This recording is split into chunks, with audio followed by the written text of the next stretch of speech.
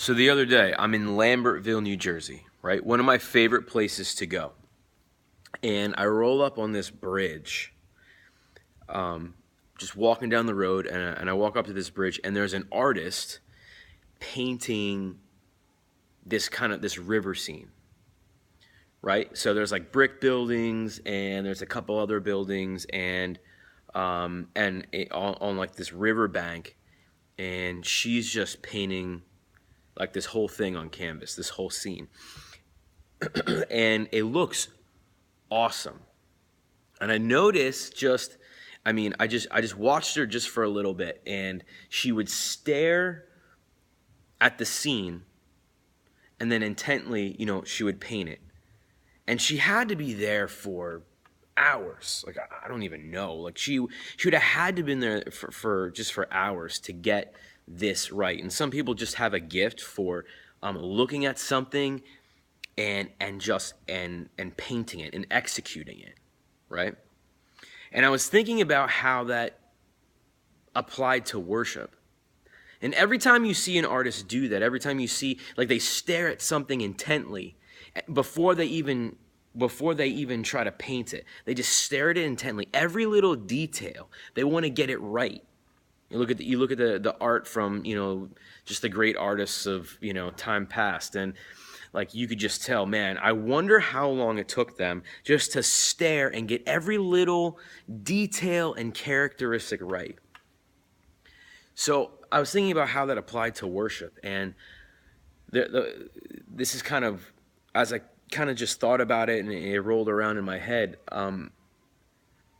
how many of us have different views of God? And I like, some people have some people have correct views of God, but sometimes we listen to the lies of the enemy, right? And the lies that we hear, maybe it's from times, just growing up and all these,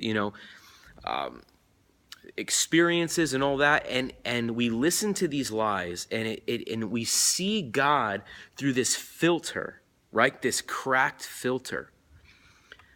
And I wonder how often, and when you see God through this incorrect lens, that he doesn't love you, or he's in it just to discipline you, or he's just up there with a hammer about to just to kind of bash you when you veer off course. But the truth is this, like, that impacts our worship. When we see attributes of God and characteristics of God, like when you go through the Psalms and you read Psalm 145 and you see all these attributes and these characteristics of God, there are some that just captivate our hearts. The writers of the Psalms were captivated, and you can see it through all the Psalms. They're just characteristics and attributes that they're just captivated by, and they write about, and they respond into that. They respond to that, and they just write about it.